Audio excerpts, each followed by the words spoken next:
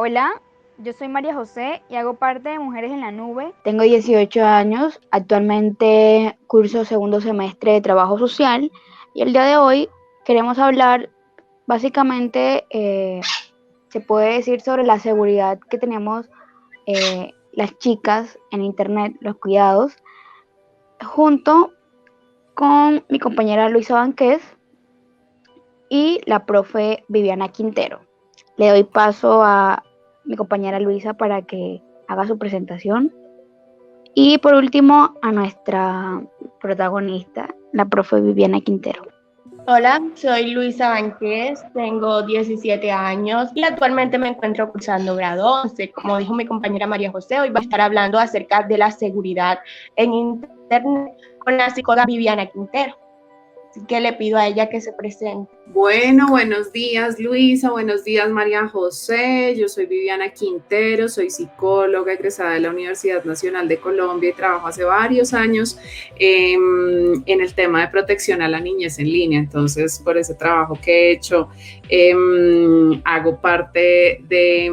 una organización que se llama Geek Girls Latam, que es una organización de mujeres que trabajamos en campos de ciencia, tecnología, innovación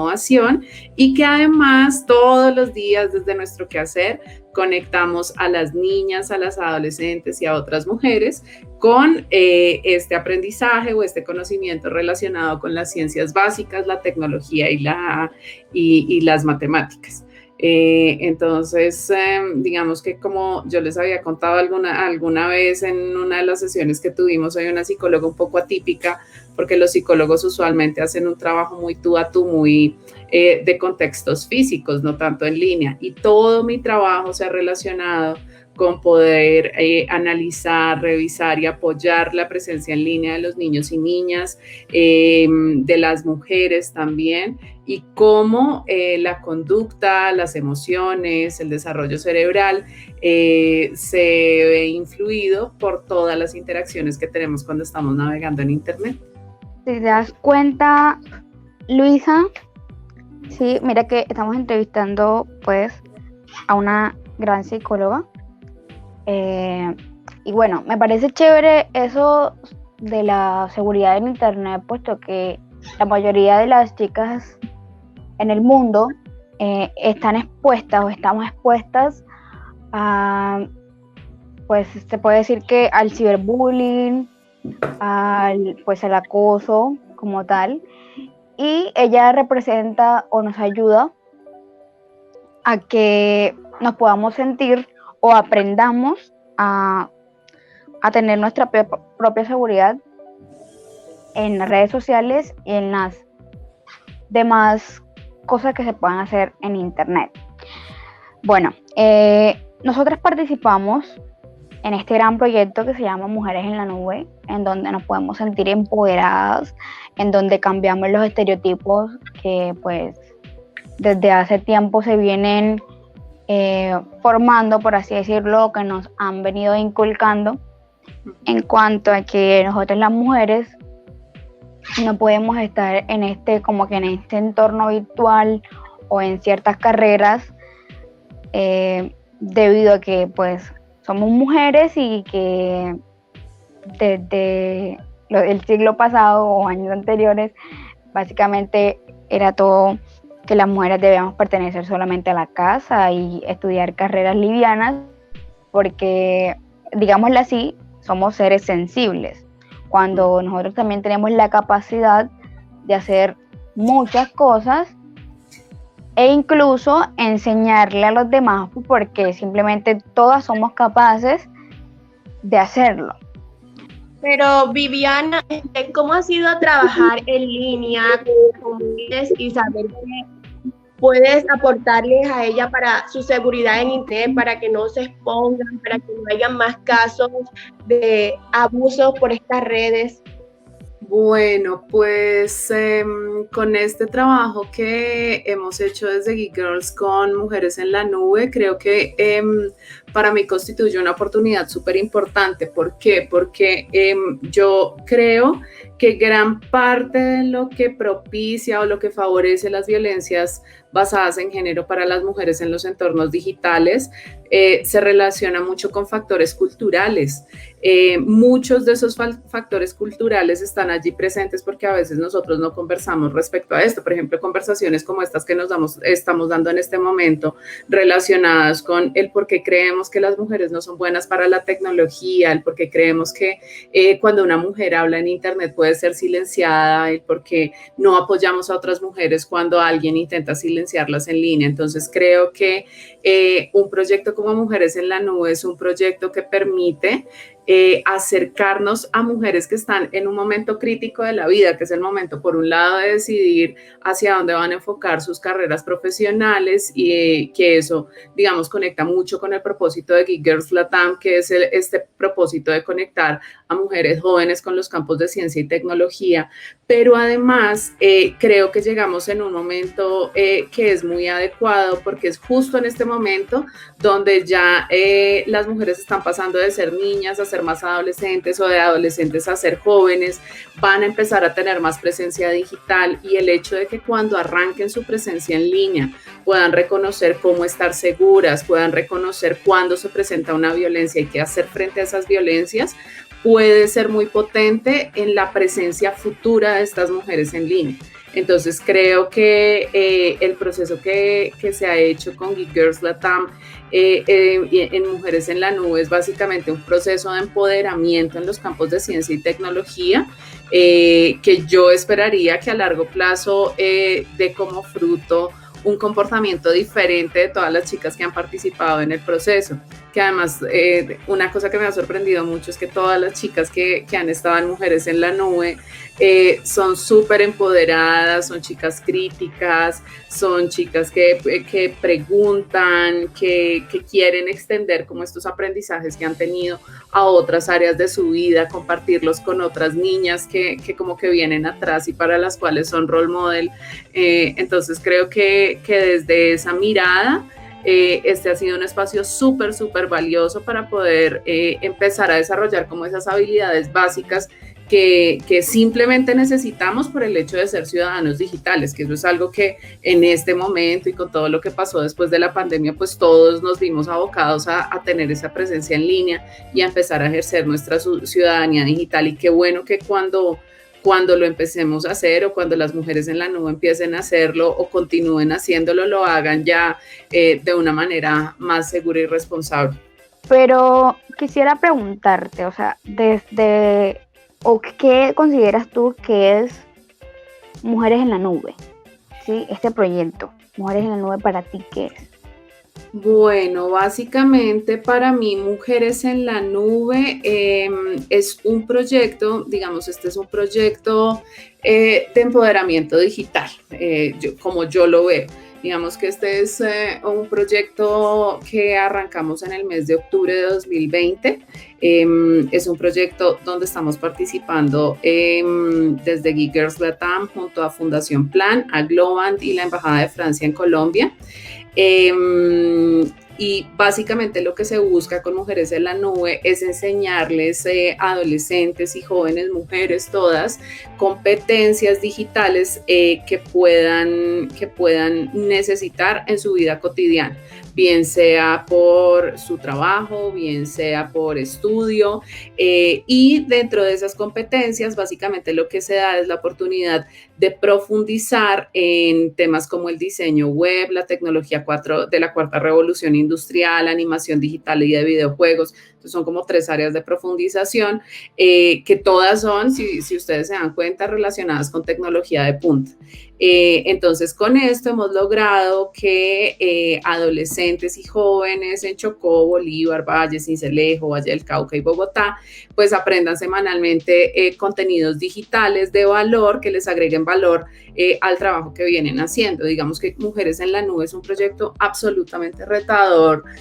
sobre todo teniendo en cuenta las condiciones de conectividad que tenemos en este momento en el país, que no todos podemos acceder de una manera equitativa a Internet, pero también ha sido un proyecto sumamente enriquecedor en la medida en que por un lado, por ejemplo, enriquece a nosotros que estamos como el equipo técnico en backstage, en poder ver la realidad de las diferentes zonas del país, en poder ver desde qué perspectivas se están conectando las niñas, cuáles son las situaciones que las afectan, porque también, digamos, por ejemplo, en mi sesión pude ver esto, pude ver cómo se daban estas violencias, cómo las afectaban estas violencias, pero además creo que también ha sido un espacio súper enriquecedor en la medida en que hemos empezado a hablar de tecnologías que son muy nuevas, por ejemplo, las tecnologías de la cuarta revolución industrial o todo el tema de videojuegos, que son cosas absolutamente novedosas y que todavía incluso puede ser en lo cotidiano difícil encontrar formación en estos campos o una formación de calidad en estos campos, y que ya las mujeres en la nube puedan estar entrando y teniendo las nociones básicas de este tipo de tecnologías es algo súper enriquecedor. Y además ha sido una mezcla súper interesante porque es cómo llegamos con tecnología de punta, pero también reforzamos o ayudamos a desarrollar habilidades básicas para el uso de tecnología. Entonces comenzamos con temas muy básicos, muy sencillos, de computación en la nube, seguridad digital, de presencia en línea, huella digital, pero pasamos también a unos temas que son mucho más fuertes y conectan de una manera mucho más robusta con la industria tecnológica. Entonces, por eso es que les digo que Mujeres en la Nube es casi que un programa de emprendimiento digital en el que participan niñas, adolescentes y jóvenes. Ok, Viviana, gracias. Como tú mismo lo dijiste, Mujeres en la Nube, programa de emprendimiento digital, pero ¿crees tú que aún en Colombia, en 2020, hay proyectos suficientes para ayudar en el empoderamiento de las mujeres? Y como también lo habías dicho, no todos tenemos una forma equitativa de entrar en Internet, así que no todas las mujeres pueden participar en proyectos tan importantes como es pero ¿cómo nosotras como mujeres podemos ayudar en el empoderamiento de otras chicas? Bueno, mira, yo creo que todavía faltan muchas oportunidades más para facilitar ese empoderamiento, porque es que una mujer en tecnología no comienza a tener presencia en estos campos a los 17 o 18 años cuando se gradúa. Una mujer en tecnología comienza tan temprano como cuando inicia su escolaridad, incluso cuando nace. Cuando nosotros abrimos el campo de la ciencia y la tecnología para las niñas, es cuando, por ejemplo, resolvemos sus preguntas de la misma manera que la haríamos con los niños, les damos más información, les permitimos que experimenten, las conectamos con el mundo de la ciencia desde que son muy pequeñitas. Entonces, creo que si bien es cierto que en Colombia cada vez venimos dando más pasos en la dirección de vincular a las adolescentes, a las jóvenes al campo de tecnología, aún nos falta mucho, y eso no lo dicen las cifras relacionadas con la brecha de género, que nos dicen que la participación y oportunidades económicas que tienen las mujeres en los campos de ciencia y tecnología y de innovación son de apenas el 26% frente a un 74% para los hombres. Y también, digamos, el avance creo que se ha visto sobre todo en el acceso a la educación superior, porque entonces vemos que el 35% de las mujeres pueden acceder a educación superior en los campos de ciencia, tecnología e innovación. Entonces ahí vemos cómo empieza a crecer un poco, pero estas mismas cifras nos dicen que todavía el trabajo que hay que hacer sigue siendo largo, porque aunque empezamos a tener un poco más de mujeres que están entrando a este tipo de carreras, todavía nos falta asegurar su permanencia, nos falta asegurar que las mujeres que vienen atrás empiecen a pensar en los campos de ciencias básicas y de áreas STEM como áreas donde ellas pueden desarrollarse profesionalmente. Entonces por ahí todavía falta bastante. ¿Cómo nosotras como mujeres podemos ayudar en el empoderamiento de otras chicas que no hagan parte de estos proyectos y, o sea, que no tengan tampoco la disponibilidad? Bueno, creo que una manera de empoderar a otras chicas es nosotras mismas reforzando nuestra presencia digital, empezar a mostrarnos, empezar a alzar nuestra voz en los entornos digitales a partir de todas estas cosas que estamos haciendo. Digamos que como yo lo vería a futuro es que estos aprendizajes que hemos compartido con las mujeres en la nube sean aprendizajes que luego todas las mujeres en la nube puedan empezar a tener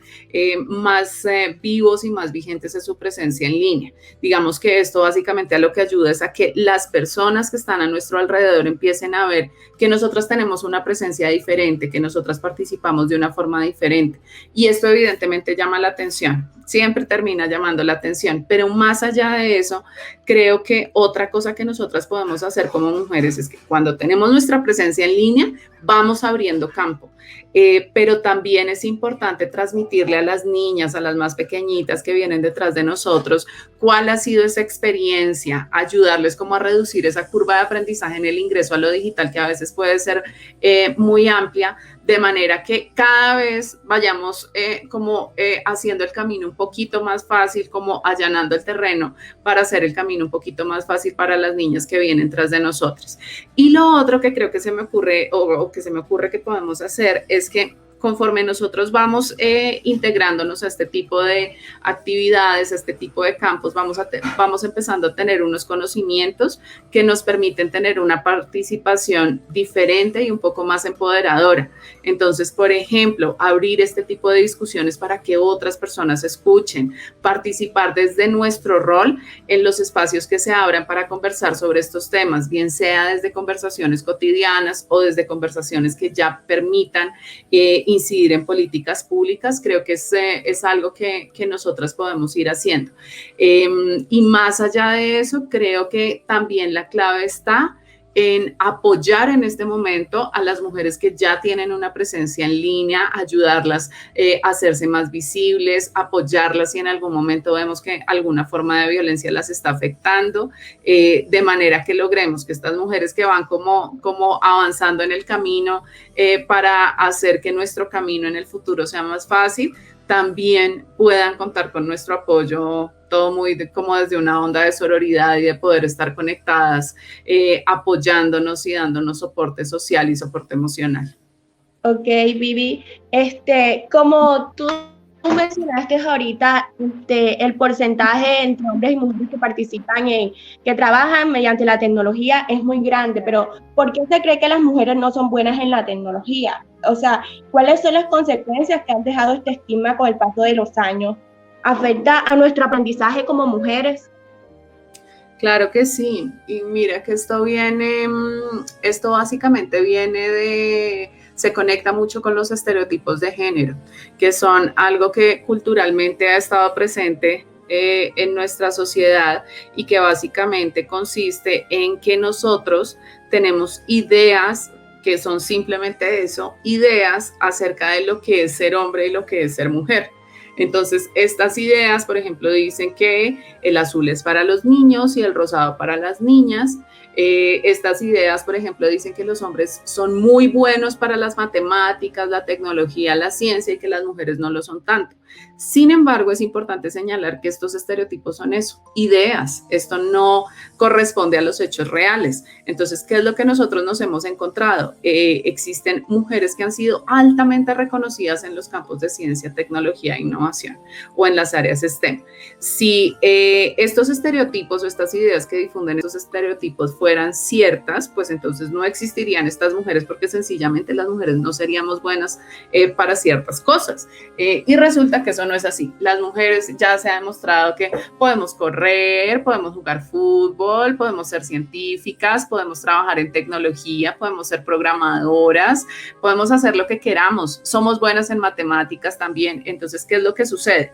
Cuando este tipo de estereotipos se difunden de una manera tan masiva como lo han hecho, entonces empieza a pasar que cuando, por ejemplo, las niñas entran en la educación básica, como se piensa que no son tan buenas en matemáticas, entonces no les exigimos lo mismo. Y podría empezar a pasar que se difundan ideas relacionadas con que no te esfuerces tanto porque tú no vas a ser tan buena en esto. Y esto hace que nosotros poco a poco, nosotras como mujeres nos vayamos quedando rezagadas y empecemos a creer que eso que comenzó como una idea puede ser una realidad y que realmente no somos tan buenas para este tipo de conocimiento o para incursionar en estos campos. Entonces, claramente lo que hay aquí detrás de este tema, pues es un factor cultural que también se conecta mucho con el machismo, ¿Por qué? Porque cuando nosotros o cuando en nuestra sociedad se piensa que las mujeres o los niños son casi que objetos sobre los cuales son los hombres quienes deciden, pues eso nos quita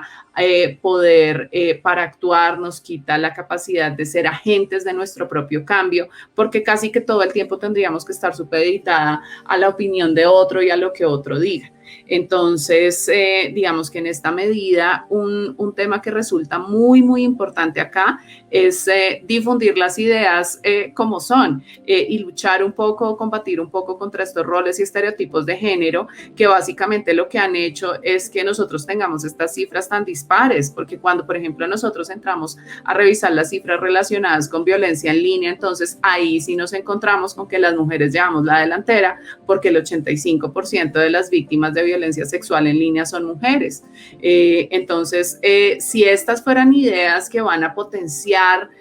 nuestro desarrollo personal, nuestro desarrollo profesional, uno diría, bueno, son ideas válidas, pero lo que nosotros estamos viendo es que las ideas asociadas a lo que significa ser hombre y ser mujer o los estereotipos de género, básicamente están yendo en contravía de la igualdad y del bienestar de las mujeres. Nos cierran oportunidades para acceder a campos que nos permitirían un desarrollo profesional muy interesante y conectado con el futuro del mundo en el que vivimos, y además permiten que nosotras seamos victimizadas de una manera que es exacerbada con respecto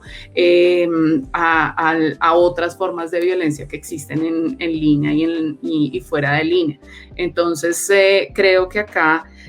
básicamente cuando nosotros miramos estas diferencias, pues sí surge un llamado enorme a que sigamos trabajando y sigamos empoderando a más niñas, adolescentes y jóvenes para que puedan incursionar en estos cambios y para que ojalá en el futuro próximo logremos empezar a tener unas condiciones de equidad y de igualdad. Tim Berners-Lee, que es como el creador de Internet, siempre se imaginó cuando creó Internet, en un Internet que permitiera el acceso igualitario a las oportunidades. Y desafortunadamente en este momento Internet no es ese espacio y es responsabilidad nuestra como seres humanos, bien sea hombres o mujeres, asegurar que ese espacio en un futuro próximo se pueda dar y que todos, tanto los niños como las mujeres, podamos navegar en igualdad de condiciones y estando seguros en los espacios digitales. Bien, Vivi, me gustó ese aporte, pero mencionaste algo muy importante y algo que está ocurriendo desde que todas las niñas, mujeres y jóvenes tenemos pues acceso a la tecnología como tal, que es sobre la violencia en línea y que las mujeres son las más vulnerables en este caso. Dime tú, podrías responderme, ¿cuáles son las principales formas de violencia que sufren las mujeres en línea? Bueno, las principales formas de violencia que sufren las mujeres en línea, digamos, tienen mucha relación con la violencia basada en género. Y las violencias basadas en género pues tienen mucha relación con estas ideas que tenemos de ser hombres o ser mujeres. Entonces, básicamente son formas de violencia que se relacionan con el control que unas personas creen tener sobre otras y bajo estas ideas relacionadas con el control, pues se aprovechan de condiciones de indefensión, de desigualdad, de poder, que en muchos casos a quienes más afectan es a las mujeres y a los niños y niñas. Entonces, como dentro de estas formas de violencia basada en género que nosotros encontramos en Internet, encontramos desde las más suaves hasta las más fuertes. Y digo desde las más suaves hasta las más fuertes, no porque hayan unas formas de violencia que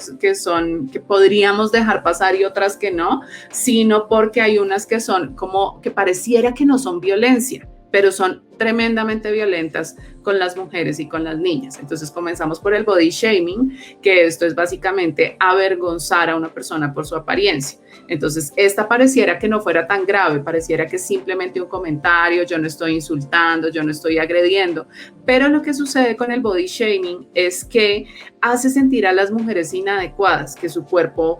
no se ajusta como a los estándares, que su comportamiento no se ajusta a los estándares, que su forma de vestir o su su forma de verse no se ajusta a los estándares. Y esto, digamos que contribuye mucho a silenciar a las mujeres cuando tienen algún tipo de presencia en línea, a que prefieran no participar y no interactuar a través del uso de tecnología por temor a lo que el otro puede decir. Entonces, aun cuando no constituye una forma de violencia explícita, sino más una forma de violencia relacional, es una forma de violencia, es una violencia que afecta de una manera importante a las mujeres. También está el acoso en línea, que es, digamos, el acoso sexual que se da a través del uso de tecnologías. Entonces, este acoso en línea se puede dar a través de conversaciones sexuales, interacciones sexuales, solicitudes de tipo sexual, que podrían hacernos personas conocidas o desconocidas a través de las plataformas digitales. Entonces, ¿qué es lo que sucede con este tipo de interacciones? Que a veces pueden ser muy confusas para las niñas, para las adolescentes y las mujeres jóvenes, porque no sabemos si es una persona que se está tratando de acercar con una buena intención o una mala intención. Sin embargo, es importante señalar que cuando nosotros no hemos consentido una interacción de estas, que es algo que podríamos hacer después de los 18 años, este tipo de interacciones siempre van a ser unas interacciones abusivas, porque es una interacción que nosotros primero no hemos aceptado, pero que además, cuando se trata de menores de 18 años, constituye un delito según la ley colombiana. Por otra parte, tenemos el envío de nudes, que es el envío de fotografías o contenidos sexuales no solicitados, que es algo que le pasa muchísimo a las mujeres alrededor del mundo. Un día están navegando en internet y de la nada les llega una fotografía de una persona desnuda o en una situación sexual que no se ha solicitado. Entonces, esto también constituye una forma de acoso en línea. En muchos casos de acoso en línea también incluyen como el envío de nudes, y se convierte en una forma de violencia en la medida en que nos expone a información en la que, por ejemplo, en el caso de las niñas y adolescentes podrían no estar preparadas para ver, podrían no tener el desarrollo necesario para verlo, ni emocional, ni psicológico, ni cerebral, para exponerse a este tipo de contenidos. Pero además, también lo que sucede con este envío de nudes es que nos, digamos, precipita el acceso de las niñas y las adolescentes a información sexual. Entonces también se constituye como en una situación abusiva que se basa, digamos, o que se aprovecha de la vulnerabilidad que tenemos en muchos casos las mujeres o del desconocimiento para inducir una forma de violencia sexual o violencia basada en género. Y finalmente está una de las que más daño tal vez generan, porque genera daños económicos, genera daños a la reputación, genera daños a la autoimagen y al autoconcepto de las mujeres, que es la revelación no consentida de contenidos íntimos. Entonces, esto ocurre cuando, por ejemplo, una mujer decide en el marco de una relación sentimental o una relación de pareja tomarse una fotografía con un contenido sexual para compartirla simplemente con su pareja y para que esto haga parte de una relación en la que solo hay dos personas involucradas. Pero la persona que recibe el contenido o por alguna razón, este contenido es revelado a terceras personas, y otras personas empiezan a opinar sobre esta mujer, sobre la reputación de esta mujer, sobre la conducta de esta mujer, y puede generar unos daños gravísimos a nivel reputacional, a nivel de autoestima y de salud mental. Entonces, digamos que estas son como las formas en las que se presenta de manera más recurrente, pero no se nos puede olvidar que, por ejemplo, cuando un novio o un amigo o alguien accede de forma no autorizada a nuestras plataformas sin pedirnos consentimiento, eso también hace parte de las violencias basadas en género en línea. O cuando, por ejemplo, controlan nuestro acceso, es decir, todo el tiempo están vigilando, nos piden nuestros dispositivos para ver con quién estamos hablando. Eso también es una forma de violencia. También se dan formas de violencia cuando, por ejemplo, nos suplantan o nos discriminan por el hecho de ser mujeres. Nos dicen como, ay, usted mejor quédese callada y váyase a cocinar, que para eso es que sirven las mujeres. Eso también constituye una forma de violencia. Es una violencia relacional, pero que afecta a las mujeres de una manera importante. También lo puede ser la sextorsión, que es cuando, por ejemplo, se han producido estos contenidos de tipo sexual y una mujer los ha producido, podría ser extorsionada o chantajeada a cambio de no publicar esos contenidos. Se le pide que produzca más contenidos, que acepte tener encuentros sexuales o que pague una suma de dinero para que los contenidos no se revelen. Entonces también, digamos, es incluso un delito de acuerdo con la ley colombiana. Y está también la explotación sexual comercial de niños, niñas y adolescentes, que es utilizar las tecnologías de información y comunicaciones para facilitar contactos sexuales o actividades sexuales que involucren a personas menores de 18 años. Entonces, como ustedes pueden ver, son muchas las formas en que se presenta, pero todo tiene la misma base: victimizar a las mujeres, victimizar a las niñas, aprovecharse de condiciones de indefensión o de inequidad y utilizar las tecnologías de la información y las comunicaciones para hacer daño. Cuando la idea de estos espacios digitales es todo lo contrario, que nosotros potenciemos nuestras habilidades, que nos conectemos con el mundo, que juntos busquemos un beneficio para todos. Entonces, básicamente así es como se presentan estas formas de violencia. Ok, Vivi, me voy a acerca de la pregunta anterior, la que yo te hice. O sea, ¿crees que también hace parte de la educación de los padres que estos estereotipos de género vayan creciendo? Pues estamos en el siglo XXI y, como lo dijiste, hay mujeres que se han destacado grandemente en la tecnología, la ciencia, las matemáticas, etcétera, y que esto aún se estigmatice, que la brecha entre hombres y mujeres siga creciendo. Para la educación de los padres, pues ahorita estaba diciendo acerca de la cosa en línea, y hoy se ven a niños, o sea, no específicamente en internet, pero sí se ven que se burlan de un amiguito, de los profesores, etcétera, y que eso pues puede llevar a recurrir en su crecimiento, que vea a cualquier persona y se burle. Hace parte de la educación que los padres tienen. Totalmente. Sí, es responsabilidad de los papás y sí tiene mucho que ver con la educación, no solo que los papás, mamás y cuidadores, y los papás y mamás le dan a los niños, sino también los cuidadores o otras figuras relacionadas con la educación y formación de los niños. ¿Qué es lo que sucede? Nosotros los seres humanos,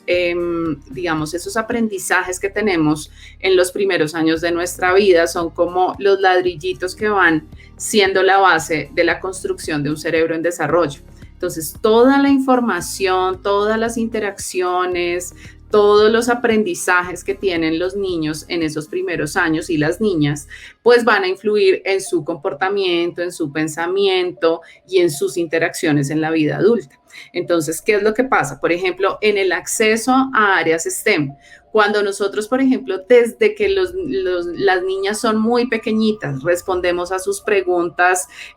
tratándolas como preguntas serias. Por ejemplo, hay niños que a veces preguntan ¿por qué el cielo es azul? Entonces, si nosotros a esa pregunta le decimos a un niño como, ay, deja de preguntar tonterías, pues este niño probablemente va a decir, no, todo lo que implique estas dudas respecto a cómo funciona el mundo pueden ser tonterías, entonces mejor no pregunto. Y eso es algo que aleja a los niños de la ciencia. Cuando nosotros le decimos, no, mira, lo que sucede es que el cielo es azul porque hay un alto componente de oxígeno y entonces el oxígeno, donde nosotros vemos mucho oxígeno, pues eso se convierte en un entorno azul. Entonces puedes ver que el cielo es azul, pero que el mar también es azul. Cuando hay mucha agua, esta agua se vuelve azul por la cantidad de oxígeno que tiene. Entonces, responder una pregunta de esta manera hace que nos acerquemos a la ciencia. Hay muchos papás que podrían decir, pero si yo, por ejemplo, no tengo esa información, entonces, ¿qué hago? ¿Cómo hago para acercar a mis hijos a la ciencia? Entonces, una manera sencilla de acercar a los niños y a las niñas a la ciencia es decir, ¿sabes qué? No tengo ni idea, pero ven y buscamos en internet y juntos encontramos la solución, aprendamos juntos. Entonces, cuando nosotros tomamos las preguntas de los niños con absoluta seriedad y tratamos de acompañarlos en la búsqueda de soluciones, entonces ahí empezamos a conectar a los niños no solo con el entorno científico, sino también con el pensamiento científico, que es que nos ayuda a empezar a buscar fuentes de información para verificar lo que nosotros vemos en el mundo. Entonces aquí empieza como el primer rol fundamental. pero también los padres, cuidadores y las personas que están cerca de los niños tienen un rol fundamental en que después los niños y niñas no se conviertan en agresores o en víctimas. ¿Por qué? Porque cuando, por ejemplo, nosotros estamos en un contexto donde la violencia es válida como una forma de conseguir las cosas que yo quiero, pues entonces aumenta la probabilidad de que yo me comporte de manera violenta. ¿Qué es lo que sucede? Imagínense que los seres humanos tenemos como primera forma de aprendizaje algo que se llama la imitación o el modelado. Entonces, cuando nosotros somos pequeñitos, y eso se mantiene hasta que somos grandes, por ejemplo, pasa algo que no sabemos, una situación donde no sabemos cómo comportarnos o que no sabemos cómo hacer, por ejemplo, pensemos en este momento en amarrarnos los zapatos. Entonces, cuando nosotros queremos aprender a amarrarnos los zapatos, lo que hacemos es que vemos a otra persona que se sepa amarrar los zapatos o le pedimos ayuda a esa persona. Entonces, vemos lo que la persona hace para amarrarse los zapatos y luego nosotros tratamos de hacer lo mismo una y otra vez hasta que aprendemos. Entonces, nosotros imitamos el comportamiento de otras personas para aprender cosas que necesitamos para nuestra vida o para ajustar nuestro comportamiento a las expectativas sociales, a las expectativas de otros. Entonces, cuando nosotros estamos en un contexto donde las interacciones son violentas, donde hay violencia al interior de la familia, donde se nos maltrata, donde se nos insulta, entonces nosotros lo que vamos a hacer es que vamos a aprender que esa es la forma de relacionarse y simplemente eso va a aumentar las probabilidades de que nosotros en el futuro también actuemos de una manera violenta. En este momento, por ejemplo, otra cosa adicional que sucede es que por cuenta de los contenidos violentos que pueden estar presentes en línea, cuando los papás y mamás no están acompañando este tipo el consumo de este tipo de contenidos, pues entonces los niños van a estar expuestos a una gran carga de violencia. Y lo que se ha encontrado desde los estudios que se han hecho en el ámbito social es que cuando los niños o los seres humanos estamos a edades tempranas expuestos a una alta carga de violencia, a futuro lo que va a pasar es que no reaccionamos frente a la violencia que vemos. Es como si la violencia no nos molestara. Entonces, si vemos que le están haciendo daño a alguien, que están insultando a alguien o que están agrediendo a alguien, nosotros decimos, pues eso es de esa persona, yo ahí no me voy a meter y no entramos a frenar la violencia. Digamos que esto tiene unas implicaciones que son graves en los entornos digitales porque cuando nosotros decidimos no reaccionar, parte de lo que también han encontrado los estudios que se han hecho, por ejemplo, en todo el campo del ciberacoso, no del ciberacoso sexual, sino más el ciberacoso de carácter relacional o que está conectado con la intimidación escolar, es que quienes más tienen poder para frenar las diferentes formas de violencia que ocurren en Internet son los espectadores o los testigos. El problema es que si tenemos unos testigos que no van a reaccionar cuando se presente la violencia, lo que vamos a tener es como una bola de nieve que va creciendo, porque las personas no reaccionan, porque las víctimas se van a sentir impotentes y se van a silenciar, y porque los agresores van a pensar que ser violentos es algo que está bien, porque se lo ha validado su educación, se lo valida el contexto y no hay nadie que se oponga. Entonces, si ustedes ven, todo esto es algo que se conecta. A ser violento se aprende, pero también a tener interacciones pacíficas se aprende. Entonces es como el reto que nosotros tenemos, que ahorita un poco conectándolo con esta pregunta que me hacían hace un rato de cómo nosotras podemos ayudar a las mujeres que vienen tras de nosotras o que vienen siguiendo nuestros pasos a tener una mejor presencia en línea. Desde la crianza también lo podemos hacer. En el caso en el que decidimos convertirnos en madres, pues también podemos criar niños que se resistan a la violencia, que no validen las violencias de género, que consideren que son iguales cuando de aspectos de género se trata, niñas empoderadas para acceder a tecnología. Entonces ahí también hay varias cositas que podemos hacer.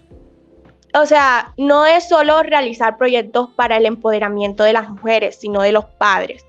El porcentaje de las niñas en estado de embarazo jóvenes, padres jóvenes,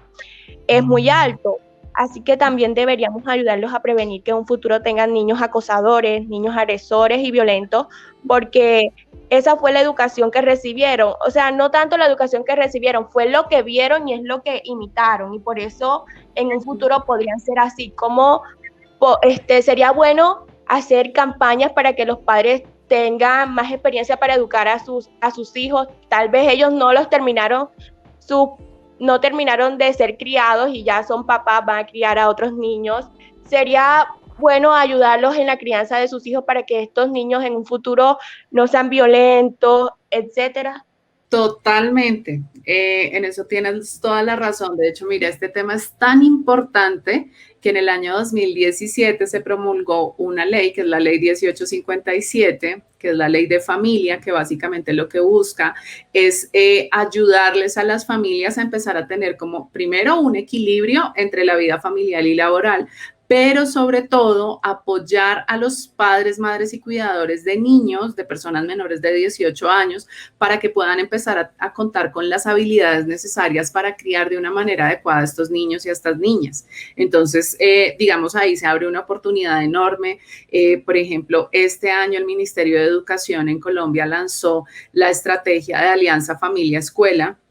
que es básicamente una estrategia que busca involucrar a los papás y mamás en las actividades escolares y al tiempo apoyarlos para que ese ejercicio de parentalidad, esa crianza que hacen con los niños, sea mucho más robusta, permita apoyar el proceso educativo de los niños y también le dé habilidades a los padres para cuidar de una mejor manera a los niños. Adicionalmente, ahorita también el Congreso de la República por estos días ha estado debatiendo la ley contra el castigo físico y humillante, que uno dice, no, pues esto es una ley que va a entrar a penalizar a todos los papás que le peguen a los niños, pero imagínate que no es así. Imagínate que esta ley contra el castigo físico y humillante lo que quiere entrar es a capacitar a los papás para que primero aprendan cuál es el impacto que tiene la violencia en la vida de los niños y niñas, pero en una segunda instancia sepan cómo criar, cómo lograr que los niños tengan un cierto nivel de disciplina o los niveles esperados de disciplina sin recurrir a la violencia. Entonces, si bien es cierto que se vienen haciendo un montón de acciones, siempre la formación en estos temas va a ser poca. ¿Por qué? Porque es que lo que pasa es que, nuevamente, nosotros hacemos lo que vemos. Entonces, si con nosotros utilizaron formas violentas para educar, es muy probable que nosotros queramos utilizar esas formas, no porque seamos violentos, sino porque creemos que funcionan. Pero cuando nosotros entramos a apoyar a las familias para que conecten a los niños con los campos de ciencia y tecnología, para que reduzcan las diferentes formas de violencia, para que sean conscientes de los estereotipos de género que manejan y los puedan cambiar, entonces nosotros vamos a lograr un cambio en el largo plazo. Y que además va a ser un cambio muy efectivo porque estos niños, si nosotros, por ejemplo, estuviéramos en el mundo ideal y pudiéramos formar a todas las familias, los niños que van a ser hijos de estas familias o que van a ser educados por estas familias, son niños que van a actuar de formas diferentes. Imagínate que, por ejemplo, en Suecia se empezó a hacer ese cambio y ese nivel de formación en los años 70. Y una cosa que empezó a pasar en la entrada de este siglo, es decir, por allá como en el año 2000, fue que las cárceles las tuvieron que empezar a cerrar porque no se redujeron por completo los niveles de delincuencia y de incidencia de delitos violentos. El consumo de sustancias psicoactivas se redujo. Entonces, ahí, cuando nosotros hablamos de formar a las familias, educar a los padres para que interactúen de manera diferente con sus hijos y los empoderen, hablamos de una inversión social que vale toda la pena del mundo y que tiene todo el sentido del mundo. Tanto como tiene sentido formar a las niñas, adolescentes y mujeres, tiene sentido formar a los padres. Lo que sí deberíamos tener en cuenta es que si bien es cierto que el resultado de la educación para los padres es impresionante en los contextos que se ha visto que aunque son muy pocos todavía en el mundo,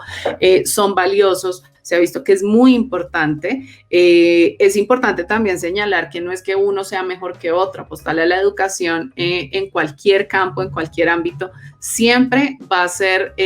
una estrategia rentable a nivel económico y a nivel social. Y en cualquier momento de la vida vale la pena apostarle. Entonces no es como, entonces ahora formemos a los padres y dejemos de formar a las niñas. No, esa formación nosotros la tenemos que mantener a lo largo de nuestras vidas, a lo largo del curso de vida de los niños, niñas y adolescentes, de manera que podamos asegurar que todos estamos contando con las habilidades básicas para enfrentar el mundo, porque eso es de lo que hablamos. con los papás, mamás y cuidadores, darles habilidades de crianza es darles habilidades básicas para enfrentar el mundo, pero con las niñas, adolescentes y mujeres, darles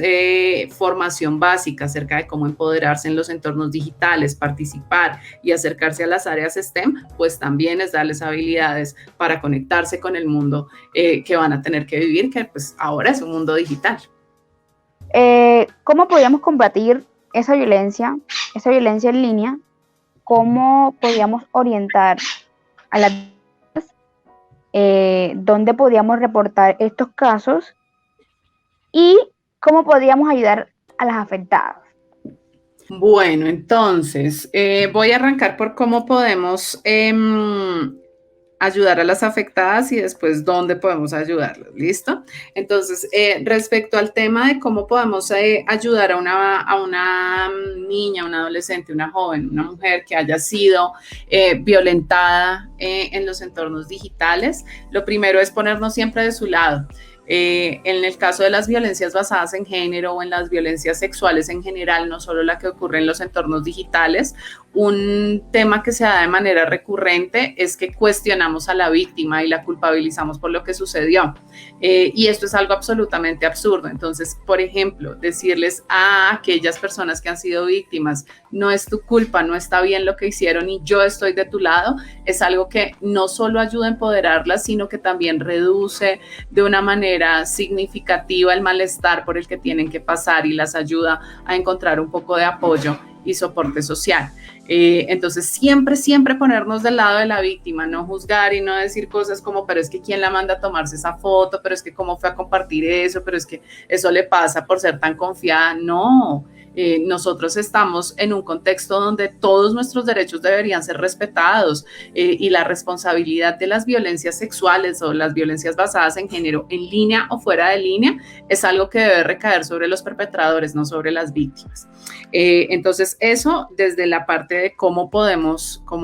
apoyarlas y ponernos de su lado. Adicionalmente, ya por el otro lado de cómo actuar frente a este tipo de violencias, en Colombia existen diferentes canales a través de los cuales podemos reportar. En el caso en el que se trate de menores de 18 años, el canal es www.teprotejo.org, que es una línea virtual anónima donde se pueden reportar este tipo de situaciones, cuando por ejemplo vemos contenidos sexuales que afectan a menores de 18 años, situaciones de body shaming, de acoso en línea, de revelación no consentida de imágenes, todo eso lo podemos reportar a través de teprotejo.org. En el caso en el que se trate de personas mayores, de mujeres mayores de 18 años, entonces existen diferentes canales. Por ejemplo, un canal es el CAIVAS de la Fiscalía General de la Nación, pero también la Fiscalía ha habilitado la línea 122 y la aplicación a denunciar, donde nosotros podríamos poner denuncias relacionadas con este tema. Y tenemos también la línea 141 del Instituto Colombiano de Bienestar Familiar, que además de ser una línea donde podemos denunciar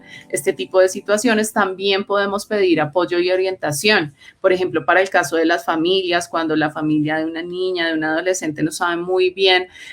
cómo actuar frente a una situación determinada, cómo hacer el acompañamiento en uso de tecnología, a través de la línea 141, los profesionales que hay en la línea pueden brindar este soporte y esta orientación. Entonces, como ustedes pueden ver, tenemos diferentes líneas en el país, pero además, por ejemplo, las plataformas digitales, las principales redes sociales, han empezado a generar unos canales o unas estrategias para reportar este tipo de contenidos o de interacciones que son hostiles. Y la violencia contra las mujeres está penalizada o digamos, vetada en todas las redes sociales. Entonces, simplemente haciendo clic en los 3 punticos o la flechita hacia abajo que sale en la esquina superior derecha de los contenidos, de los perfiles en la mayoría de redes sociales, pues vamos a poder hacer el reporte de las diferentes situaciones que suceden allí. Nos aparece una opción que dice reportar, damos clic en reportar y paso a paso la plataforma nos va a llevar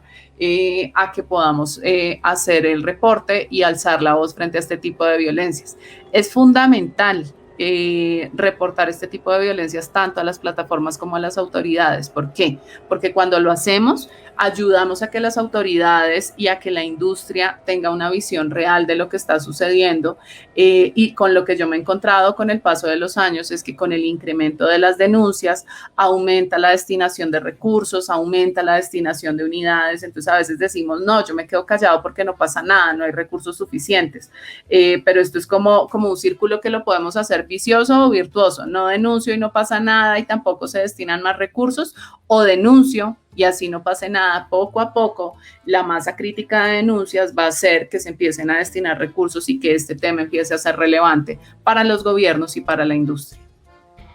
Ok, Vivi, acerca de la violencia en línea, el ejemplo de los nudes, o sea, ¿cómo pueden las redes sociales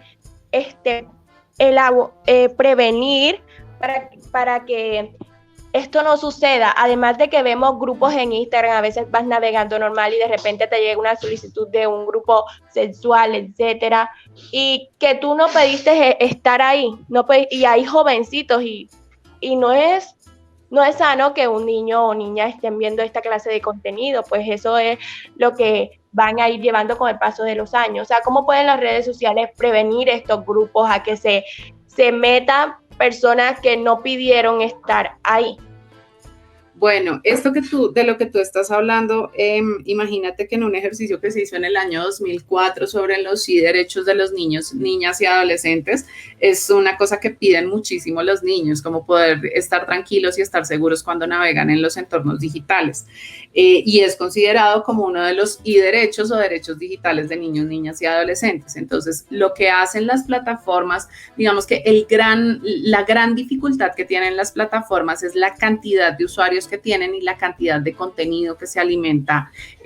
cada minuto en estos espacios digitales, que es una cantidad exponencial de contenido, pues porque imagínate, si fuera, por ejemplo, solamente los colombianos alimentando contenido, eso ya sería un montón de contenido para revisar. Entonces, a veces cuesta un poco hacer el análisis uno a uno de los contenidos por las dimensiones y el tamaño del contenido que hay disponible en Internet. Sin embargo, las plataformas sí han hecho unos avances importantes, por ejemplo, en materia de regulación. Entonces, en sus términos y condiciones, han establecido cuáles son las conductas permitidas y no permitidas para los usuarios, de manera que los usuarios sepan y que puedan, digamos, establecer las redes sociales consecuencias por ese mal comportamiento, que en muchos casos es el bloqueo, es el reporte a las autoridades, es la preservación de la información para poder